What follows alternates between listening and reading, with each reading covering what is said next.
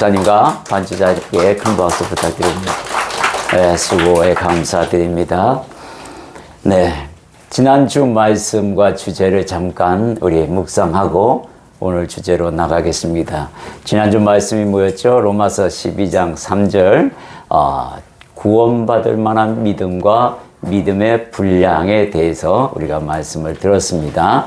로마서 12장 3절 우리 함께 봉독해 보겠습니다. 내게 주신 은혜로 말미암아 너희 각 사람에게 말하노니 마땅히 생각할 그 이상의 생각을 품지 말고 오직 하나님께서 각 사람에게 나누어 주신 믿음의 분량대로 지혜롭게 생각하라. 아멘. 여러분 지난주 말씀 다 기억하시나요? 아니면 핵심은 그래도 기억하시나요?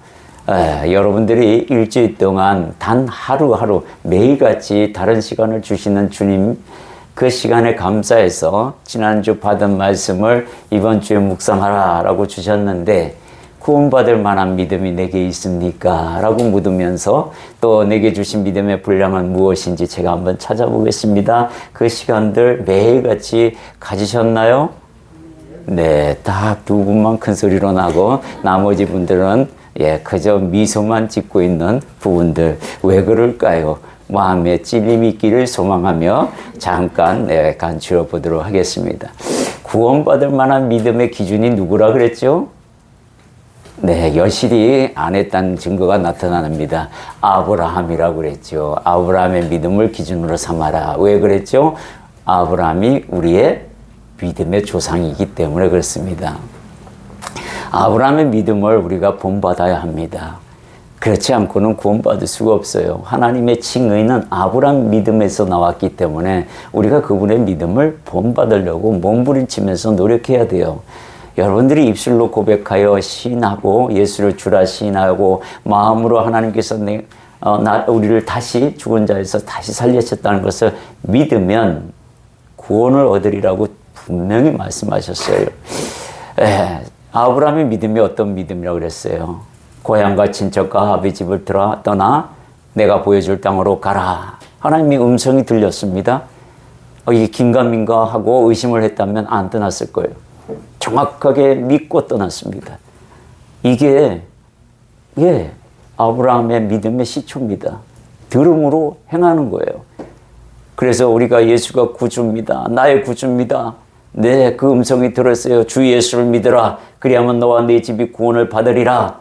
이 음성 들었으면 아멘 하고 그 향으로 가야 돼요. 그래야 아브라함의 믿음이 시작되는 거잖아요. 우리가 그렇게 묵상했잖아요.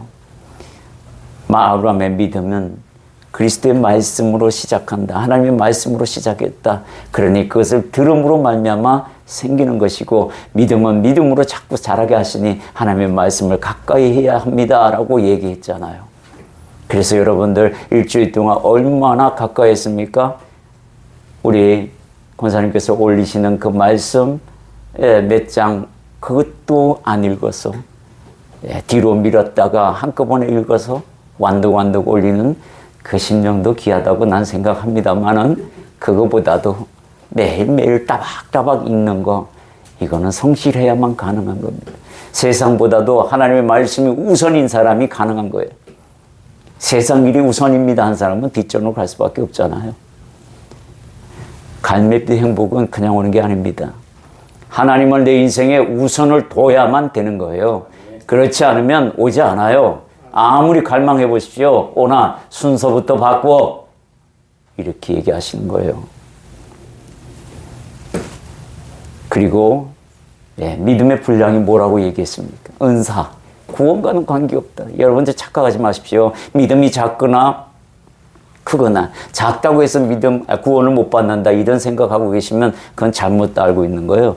작거나 크나 구원받는 건 아무 상관없어요. 난 구원만 받을래요 주님. 난 작은 믿음 하나만 갖고 살래요. 그러면 그렇게 사세요. 안 말립니다. 아무도 안 말려요. 그러나 그 사람이 위험한 것은 뭐라 그랬죠? 사탄에게 노출되기 쉽고 넘어지기 쉬운 환경에서 꼬꾸라진다는 거예요. 못 지킵니다. 세상에 얼마나 많은 유혹이 나를 엄습하는데 그걸 이길 수 있는 분량이 되겠습니까? 작은 믿음 가지고 택도 없는 소리 하지 마십시오. 그 사람 반드시 언젠가는 믿음이 파손되고 맙니다. 믿음 파손되면 뭐 어디로 가요? 지옥 갑니다.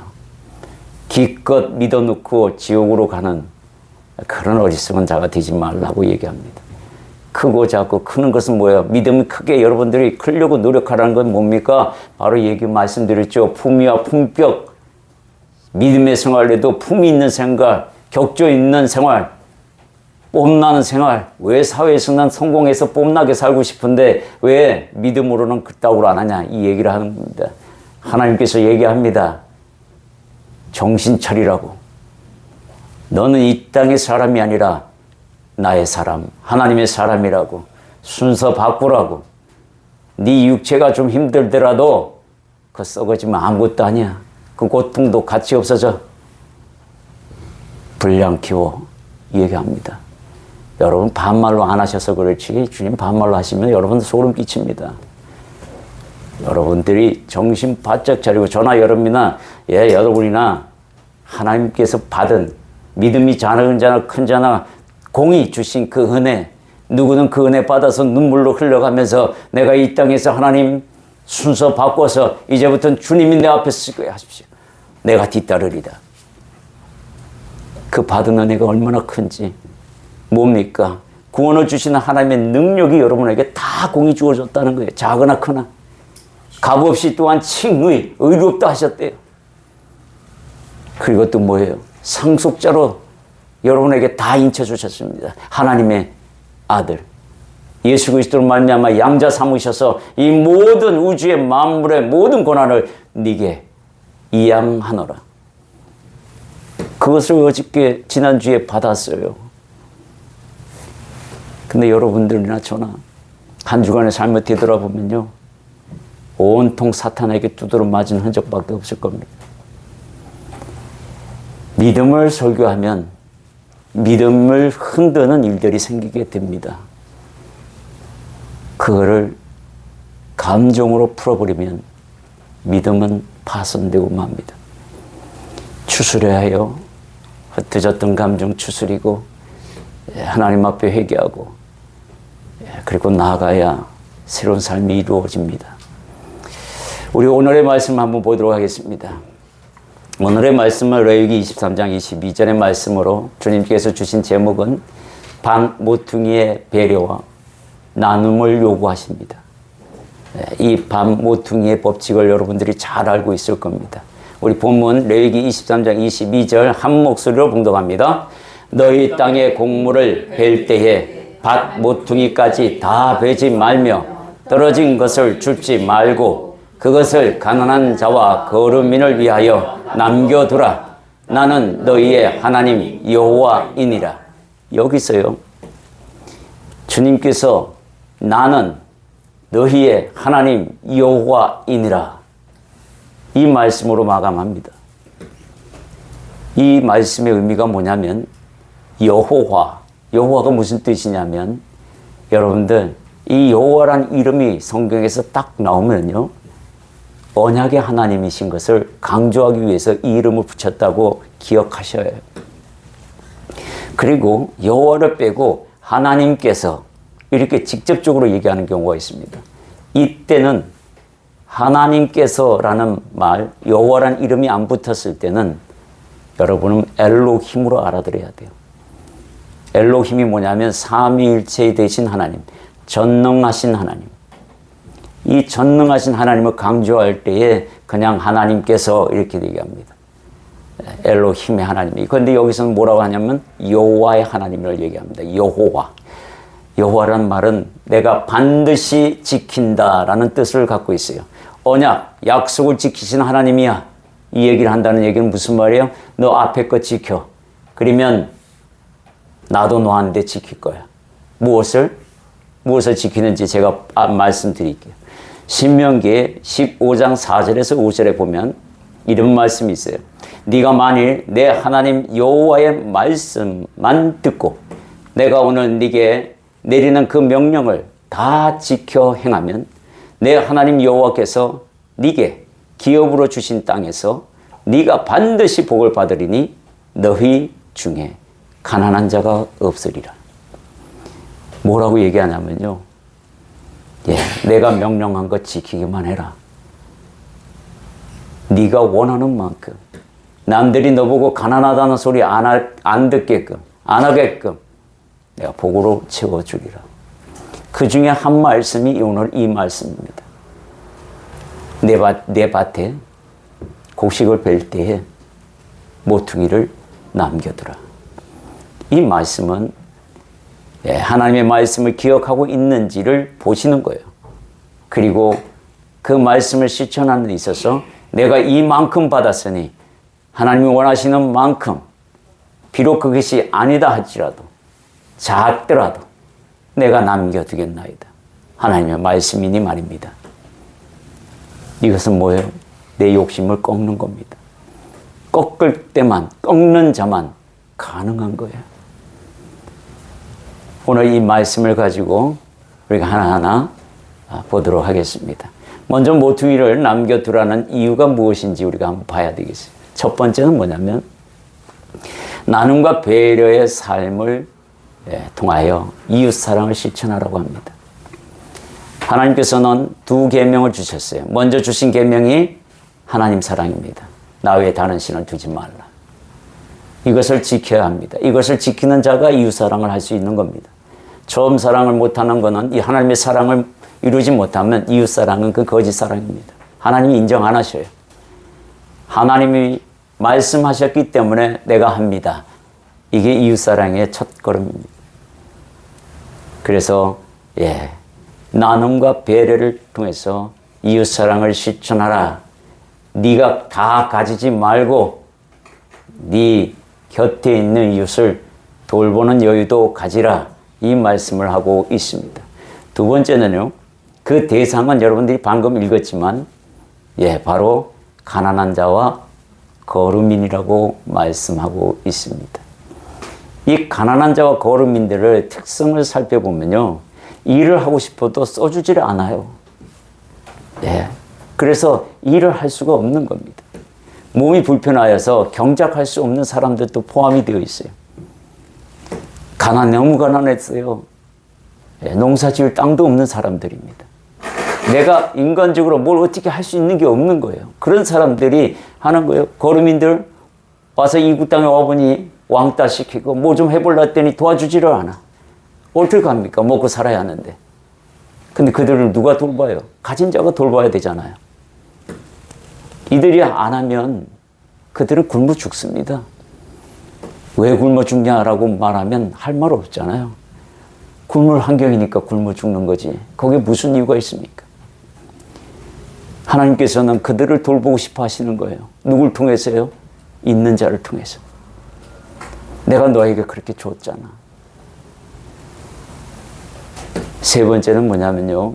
감사의 삶을 늘 생활하라는 것입니다. 감사를 잃어버린 삶은요. 삭막하기 그지없습니다. 여러분들 중에 여러분들 지금까지 살아오면서 하나님이 내게 주신 감사를 한번 생각해 보시고 이번 한 주 내내 한번 생각해 보시기 바랍니다. 1년 내내 우리가 오직 믿음으로 예수를 그리고 믿음으로 감사의 삶을 살아가자고 우리가 이렇게 캐치카드를 걸면서 걸어갔습니다. 감사의 삶은 하나님이 모든 것을 내게 주셨다는 중심 사상에서 비롯됩니다. 이것이 여러분에게 있어야 돼요. 여러분, 감사하는 믿음의 성도라면요, 어떤 경우에도 감사해야 합니다. 이런 거 감사할 수 있나요, 여러분들? 다퉜어요. 부부싸움하고 자녀와 다퉜습니다. 하나님 앞에 감사할 수 있어요, 없어요? 네, 감사할 수 없는 일이잖아요, 그죠? 근데 감사할 수 있는 일이 생깁니다. 그 다툼을 통해서 나를 돌아보게 됩니다. 나를 돌아보는 사람이 있고 돌아보지 않고 상대방에게 떠넘기는 사람도 없잖아 있지만 그리스도인이라면 나를 돌아봐야 합니다. 그래야 감사로 이어질 수 있어요. 그리스도인들은 어떤 경우에도 다 감사가 튀어나오게 됩니다. 다툼을 통해서, 자녀와의 야단을 통해서 나를 돌아보게 되고, 자녀는 어머니가 왜 그렇게 했는지, 남편이 왜 그렇게 했는지, 아내가 왜 그렇게 했는지 뒤돌아봐야만 감사가 나올 수 있어요. 되돌아보지 않으면 감사는 안 나옵니다. 원망만 나오게 돼 있죠. 하나님이 하셨다 그러면, 물론 마귀가 옆에서 꼰자질하고 살살 걸러서 생기는 현상이긴 하지만, 그것을 어떻게 결론을 짓느냐에 따라서 달라지는 겁니다. 지혜롭게 품위 있게 믿음 생활한다는 것은 바로 이런 걸 두고 하는 겁니다. 여러분들, 두 번째는 또, 그러면 얼마나 남겨두는 것이 마땅한 크기인가? 여러분, 얼마나 남겨두기를 원하십니까? 주님께서요, 이 남겨두라고 말씀하셨지, 얼마나 남겨두라고는 얘기 안 하셨어요. 그러니까 답답한 거예요. 그래서 기준을 삼으면, 많이 받은 자는 많이 남겨둬야 될 것이고, 적게 받은 자에게는 적게 남겨주는 것이 마땅하다. 이게 기본 원칙입니다. 성경에는 어떻게 기준을 삼고 있는지 보도록 하겠습니다. 분명히 얘기하지만 성경에는 이만큼 남겨두라 라고 말씀하지 않았습니다. 크기는 우리에게 맡겼습니다. 맡겨주는 자에게 하나님께서 받은 자에게 맡겨두셨습니다. 그것은 뭐냐면, 하나님께서 너의 마음 씀씀이를 내가 한번 보고 싶다라는 겁니다. 기준을 삼지 않았으니, 사랑이 큰 자에게는 많이 남겨두려고 할 것이고, 감사가 큰 자도 많이 남겨두려고 애를 쓸 겁니다. 그렇지 못한 자는 남겨두지 아니하거나, 남겨두더라도 형식적으로만 몇 가닥 남겨두는 그런 일들을 하게 되겠죠. 감사와 배려는 율법적으로 측량할 수 없기 때문에 주님께서 그 기준을 두지 않았습니다. 여러분들, 감사와 배려는 받은 만큼 하는 게 원칙입니다. 조금 있으면 그 말씀이 나옵니다. 율법적으로 계산할 수 없는 감사와 배려, 이것을 한번 실천해 보거라. 그래도 주님, 저는 기준이 있고 기준이 있었으면 좋겠습니다 하면, 우리가 흔히들 말하는 11조의 기준을 두시면 제일 편합니다, 사실은. 그러면 내가 할 말은 있잖아요. 주님, 내가 받은 것의 10분의 1을 나누겠습니다 하면 주님은 오케이 하실 겁니다. 기준을 모르겠으면 그렇게 하시면 됩니다. 그러나 더 많은 것으로 하나님 앞에 이웃에게 베풀기를, 또 감사하기를 원하십니다. 여기에는 분명한 원칙이 하나 있습니다. 그것은 많이 받은 자에게는 많이 요구하고, 적게 받은 자에게는 적게 요구한다는 말씀이 있어요. 누가복음 12장 48점 후렴구에 보면, 제가 빨간 글씨로 체크해 놨습니다. 함께 있습니다. 무릇 많이 받은 자에게는 많이 요구할 것이요, 많이 맡은 자에게는 많이 달라 할 것이라. 아멘. 여러분들에게 묻습니다. 여러분들은 얼만큼 받았어요? 적게 받았어요? 많이 받았어요? 잘 모르는가 봐요. 대답이 안 하는 거 보니까 좀 받은 것 같기도 하고 안 받은 것 같기도 하고, 물컵으로 보니까 바닥에 잔잔하게 있는 것 같기도 하고 넘치고 있는 것 같기도 하고, 받은 게 너무 많습니다. 그죠? 제가 받은 거를 나열하자면 여기 오늘 밤새야 합니다. 전 그렇게 말씀할 수 있습니다. 너무너무 많이 받았어요. 가장 큰 감사 중에 하나는, 물론 어딜 가더라도 제 자랑스러운 두 아들입니다. 두 아들. 근데요, 더 자랑스러운 건 또 하나 있습니다. 그 두 아들을 낳아주신 사모입니다. 너무너무 감사하고, 마음이 흔들릴 때마다 그 부분이 나를 때립니다. 서운한 마음이 생길 때, 사람이 살아가면서 서운한 마음이 없겠어요? 있지. 그때마다, 혹여 밉보일 때마다 가장 귀한 선물을 해준 사람인데, 하나님이 그를 통로 삼아 내게 주신 선물이 있는데, 그렇게 하면요, 만사가 다 다시 제자리로 돌아가게 되더라고요. 그거 하나만 봐도 저는 굉장히 그렇습니다. 여러분들 자녀 있어요. 그 자녀를 누가 낳아줬냐면 하나님의 은혜의 도구로 아내가 낳아줬고, 그 아내가 낳아준 그 아이들이 자라서 나의 기쁨이 되어가고 있다는 거, 이거는 자랑스러운 겁니다. 하나님께서 가장 사랑하는, 여러분들이나 저나 가장 사랑하는 자녀와 또 건강도 주셨고 또 이 성전도 주셨습니다. 이것만큼 귀한 게 어디 있습니까? 대한민국에는 수많은 교회가 있고 수많은 성전이 있는데 주님이 이곳으로 발걸음한 흔적이 분명히 보인다면 그는 섬겨야 할 성전이 맞습니다. 주님께서 이곳에서 많은 것을 주겠다고 약속하신 겁니다. 그리고 요구하실 겁니다. 내가 네게 좀 요구하마. 많이 받았다고 생각하면 많이 내거라. 이 제도의 목적을 다시 한번 하나하나 살펴보다 합니다. 첫 번째는 더불어 사는 사회로 하나님이 원하시는 것 같아요. 하나님의 백성들이 주도적으로 하나님의 은혜를 나누는 것입니다. 우리가 주도가 돼야 돼요. 세상에 저 이단들이 주도가 되면 되겠습니까? 이단들이 하면은 우린 더 해야죠. 이단들이 하니까 우리는 하지 말자. 이건 아니죠. 더 섬겨야 되는 겁니다. 주도적으로 해야 해요. 하나님의 은혜는 나누면 나눌수록 커진다는 말씀이 있습니다. 그게 사실입니다. 보증수표와 같은 거예요.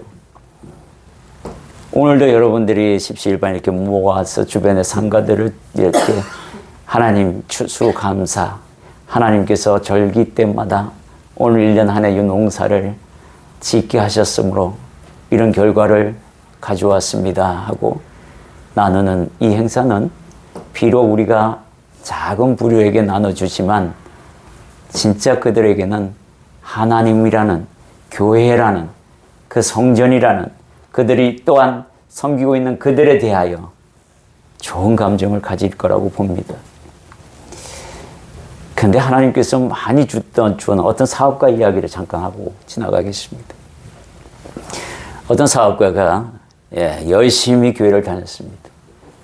매출이 100만 원, 200만 원 밖에 안 되는 사업이 시작돼 그랬습니다. 그래서 11조를 10만 원, 20만 원 했어요. 열심히 했어요. 기도하고 성도들도 제 중보기도해서 매출 정대로 해달라고 막 했습니다. 얼마 안 돼서 불과 몇 년이 안 돼서 매출이 막 올라갔습니다.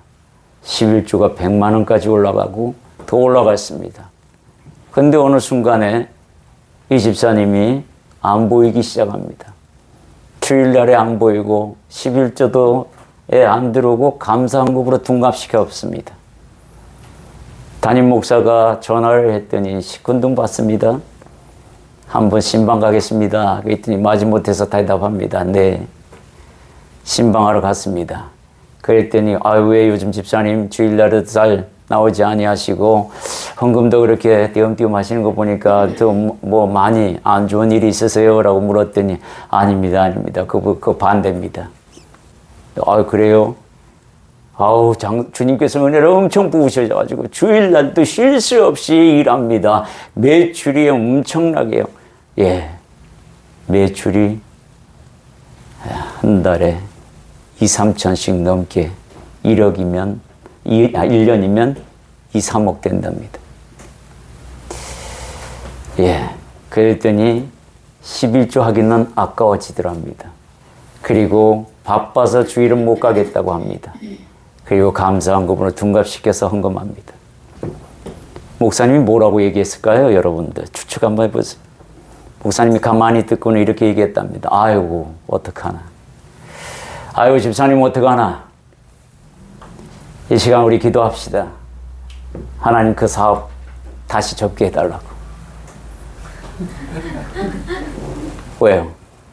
주님 입장에서는요, 믿음이 파손되는 것보다는 적은 매출 가지고 믿음 지키는 게 차라리 낫습니다. 매출 줄여주시고 하나님, 그리고 12조 다시 할 수 있게 도와주소서. 그리고 다시 주일을 온전히 섬길 수 있게 도와주세요. 너무 바빠서요. 주일날 못 섬기겠답니다. 이렇게 기도할까요? 그때서야 정신을 바짝 차리고 목사님 잘못했습니다. 아니 저한테 사과할 게 아닙니다. 하나님 앞에 회개하십시오. 그렇게 돼야 합니다. 우리는 말이죠. 100만 원 벌었을 때 10만 원 헌금하기 너무 쉽습니다. 1000만 원, 100만 원 약간 생각합니다. 1억, 1000만 원 못합니다. 왜 그렇게 아까운지. 10억, 1억 헌금하기 이건 부들부들 떨어서 감사한급으로 둔갑시켜가지고 1000만 원 합니다. 그리고 다 했다는 등 아주 배짱 두둑하게 그리고 신앙생활하는 사람 정말 많습니다. 축복을 저주로 바꾸는 어리석은 자가 되지 않기를 소망합니다. 아멘. 예, 그래요. 우리 갈매비 행복교회 성도들은 1억을 주든 10억을 주든 100억을 주든 난 헌금합니다. 그건 하나님 몫입니다. 도둑질 하시잖아요. 언젠가는 토해냅니다. 제 경험이 그래요. 믿음이 작아서 못 내겠습니다 하는 거 그건 하나님이 용서하실 수도 있습니다. 깨달을 때까지 기다려줍니다. 그건 또 우리가 받은 특권이에요. 깨달았는데도 못 깨달은 척하고 계속 나가면 문제 생기겠죠? 예, 그런 어리석은 자가 되지 않기를 소망해 봅니다. 자, 두 번째는 감사하기도 전에 당신의 생명을 취해버린다면 남은 것은 불순종밖에 되지 않습니다. 주님께서 그 부자에게 이런 말씀을 하세요. 누가복음 12장 16절에서 20절 함께 봉독합니다. 또 비유로 그들에게 말하여 이르시되 한 부자가 그 밭에 심중에 생각하여 이르되 내가 곡식 쌓아둘 곳이 없으니 어찌할까 하고 또 이르되 내가 이렇게 하리라 내 곡간을 헐고 더 크게 짓고 내 모든 곡식과 물건을 거기 쌓아 두리라. 예, 그 다음 19절 보겠습니다. 넘겨주세요. 또 같이 있습니다. 또 내가 내 영혼에게 이르되 영혼아 여러 해 물건을 많이 쌓아 두었으니 평안하시고 먹고 마시자 즐거워하자 하리라 하되 하나님은 이르시되 어리석은 자여 오늘 밤에 내 영혼을 도로 찾으리니 그러면 네가 준비한 것이 누구의 것이 되겠느냐 하셨느니. 예, 생명의 주관자가 주님이시라고 우리가 믿고 있는데 내가 곳간에 그리고 앞으로 평생 먹고 살 걸 다 쌓아뒀다. 그거 한 푼도 못 쓰고 죽을 수 있어. 이 얘기입니다. 재물 아까워하지 마십시오. 살 만큼 주님 주십니다. 내는 만큼 주님 채워주시고요. 그만큼 살게 하셔요. 근데 그걸 못 믿으니까 안 내놓는 거잖아요. 네, 그걸 못 믿으니까 내놓지 않는 거예요. 오늘 여러분들에게 내가 좀 헌금에 대해서 말씀 많이 안 드렸는데 오늘 이 추수감사절 왜 이렇게 자꾸 헌금에 대해서 얘기하는지 제가 자꾸 부담스러워지기 시작합니다. 여러분들에게 이렇게 알아듣기만 쉽게 알아만 들어주십시오. 주님께서 감사에 대한 부분을 요구하시다 보니까 제가 그렇게 말씀드리는 겁니다. 네, 아직도 남김없이 다 베풀고 있는 나만 위하는 삶의 밭인가 한번 되돌아봐야 합니다. 그 밭에 대하여 여러분들이 정말로 나는 얼만큼 남기고 있는지를 봐야 돼요. 모퉁이의 크기가 곧 하나님의 은혜의 크기를 깨닫는 크기와 비례한다는 사실입니다. 여러분들 지금 이렇게 하면 정말 안 되는 거죠. 밭에 모퉁이를 남기라 했는데 남겨두지 않겠습니다 하는 것은 내가 먹고 살기도 힘듭니다. 내 가족이 먹고 살기도 힘듭니다. 전 그렇게 할 수 없습니다. 그것은 하나님의 은혜를 부정하고 내 노력으로 만든 것이니 내가 알아서 할게요 라는 그런 교만한 마음이 그 안에 있다는 것입니다. 인색하지 말라는 말합니다. 하나님이 네게 주신 거 나누기 시작하면 다음에는 더 크게 나눌 줄 아는 자에게 주님이 주시지 않겠어요? 나누지 않는 자를 뺏어서라도 그에게 주지 않겠습니까? 안 하니까 못 받는 거라고 생각이 듭니다. 받은 은혜가 크면 이웃을 배려하는 마음도 커질 거라고 생각이 듭니다. 예, 모퉁이의 크기는 하나님의 은혜의 크기라는 것을 우리가 지금까지 강조하면서 계속해서 제가 말씀하고 있습니다. 여러분들이 만약에 입장을 바꿨다면 아마 모퉁이를 줄 입장에서 사업이 망해가지고 받을 입장으로 바꿨다면 아마 그때쯤 가서 내가 왜 그때 나누지 못했던가 하는 후회의 삶이 있을 겁니다. 그런 사람이 진짜 어리석은 사람입니다. 왜 주신 복을 걷어찼냐라고 이야기합니다. 첫 번째 보면 구약에서 배려심이 돋보인 사람이 있습니다. 그 사람은 누구냐면 다윗이에요. 다윗은 하나님 앞에 늘 겸손할 뿐만 아니라 배려심이 진짜 대단한 사람입니다. 이 사람의 배려심은 대체 어디서 왔나? 우리가 한번 되돌아보면 그분의 입술에서 고백하는 것을 알 수 있습니다. 사무엘상 30장 21절에서 25절의 말씀을 우리 한 목소리로 봉독하도록 하겠습니다. 같이 읽습니다. 다윗이 전에 피곤하여 능히 자기를 따르지 못하므로 부솔 시내에 머물게 한 200명에게 오매 그들이 다윗과 그와 함께한 백성을 영접하러 나오는지라 다윗이 그 백성에게 이르러 문안하매 다윗과 함께 갔던 자들 가운데에 악한 자와 불량배들이 다 이르되 그들이 우리와 함께 가지 아니하였은즉 우리가 찾은 물건은 무엇이든지 그들에게 주지 말고 각자에게 다윗이 이르되 나의 형제들아 여호와께서 우리를 보호하시고 우리를 치러 온 그 군대를 우리 손에 넘기셨은즉 그가 우리에게 주신 것을 너희가 이같이 못하리라. 이 일에 누가 너희에게 듣겠느냐? 전장에 내려갔던 자의 분깃이나 소유물 곁에 머물렀던 자의 분깃이 동일할지니 같이 분배할 것이니라 하고 그날부터 다윗이 이것으로 이스라엘의 율례와 규례를 삼았더니 오늘까지 이르니라. 전쟁터에 나간 400명과 소유물을 지키는 200명 사이에 분쟁이 생겼습니다. 시글락에 가서 아말렉을 무찌르고 그들이 취했던 모든 전리품을 가지고 왔는데 목숨 걸고 싸운 자와 여기서 쉬고 있던 자와 어떻게 분깃이 같습니까? 말도 안 되는 소리입니다. 충분히 주장할 수 있는 내용입니다. 다윗이 한마디 합니다. 우리가 전쟁에서 이긴 것은 우리의 실력이 아니요 하나님께서 우리를 보호하시고 우리를 치러 온 그 군대를 우리 손에 붙였기 때문에 가능한 것이 아니냐. 그러니 그 취한 것들은 우리가 함께하는 형제들과 같이 나눈 것이 마땅하다. 이렇게 그들의 주장을 묵살합니다. 그렇게 강했던 그 주장들을 묵살시키는 것은 뭐냐? 그들에게 이 말씀이 먹혔다는 이야기잖아요. 그들도 인정했다는 이야기예요. 하나님이 하셨다라는 중심이 다윗에게 항상 있었어요. 그렇기 때문에 이런 일이 벌어질 수 있는 겁니다. 그래서 똑같이 나누는 일이 생기는 겁니다. 그렇게 돼야 되는 거예요. 이게 배려의 정신입니다. 하나님이 하셨습니다. 내 인생의 모든 것이 하나님이 하셨습니다. 그 마음 가지고 있어야 합니다. 다음은요.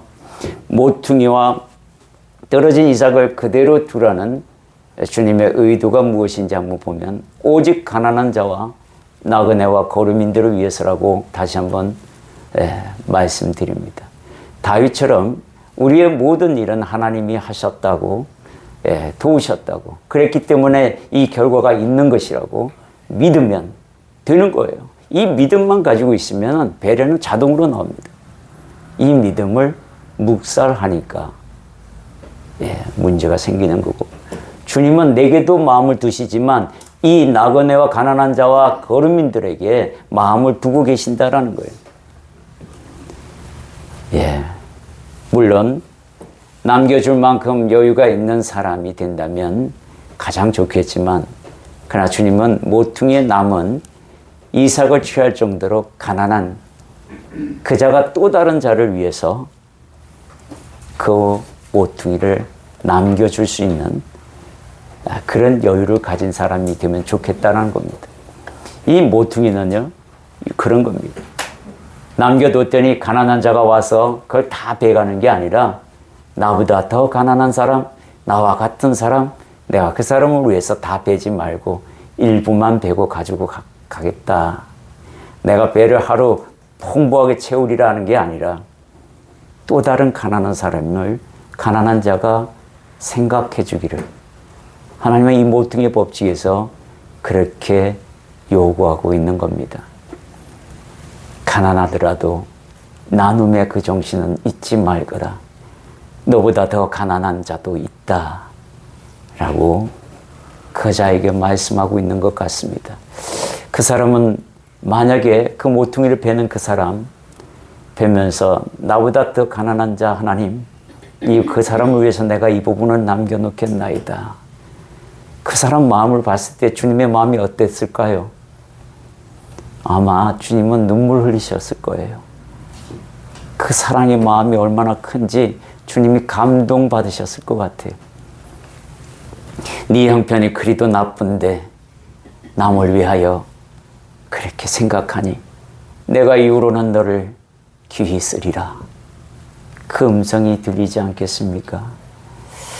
우리가 그런 밤모퉁이에 밤모퉁이를 남겨둘 만한 그런 의뢰를 받았다면 너무 감사하지만 그 모퉁이를 이용해야 할 가난한 자라면 또 다른 가난한 자를 위해서 나누어 줄 수 있는 그 배려도 함께 있기를 소망합니다. 다음 우리는 이런 모퉁이에 대한 여유를 가지는 사랑이 필요합니다.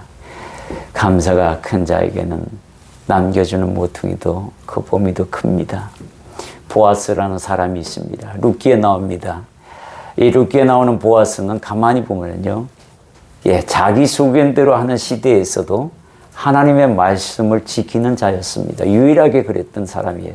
그래서 예수님의 족보 안에 들어왔는지도 모릅니다만은 룻기 2장 15절에서 16절에 보면 롯이 이삭을 주우려고 일어날 때에 보아스가 자기 소년들에게 명령하여 이르되 그에게 곡식단 사이에서 죽게 하고 책망하지 말며 또 그를 위하여 곡식 다발에서 조금씩 뽑아 버려서 그에게 죽게 하고 꾸짖지 말라 하니라.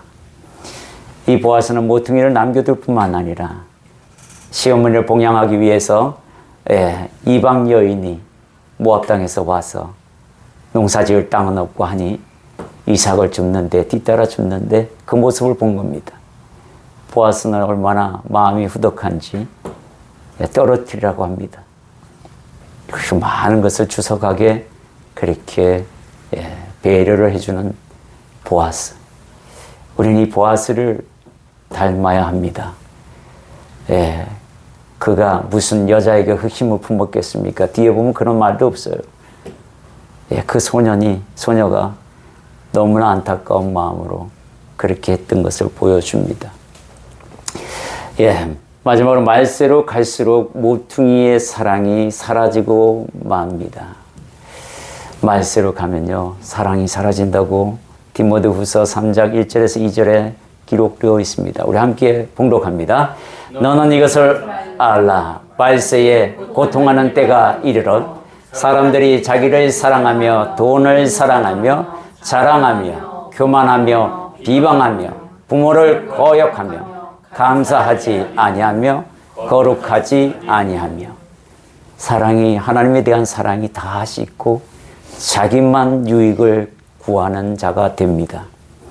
여러분 중에 혹여 이런 마음이 있는 자라면 여러분 인생에 벌써 말세가 왔다는 것을 알기 바랍니다. 난 나를 위해서 살 거야.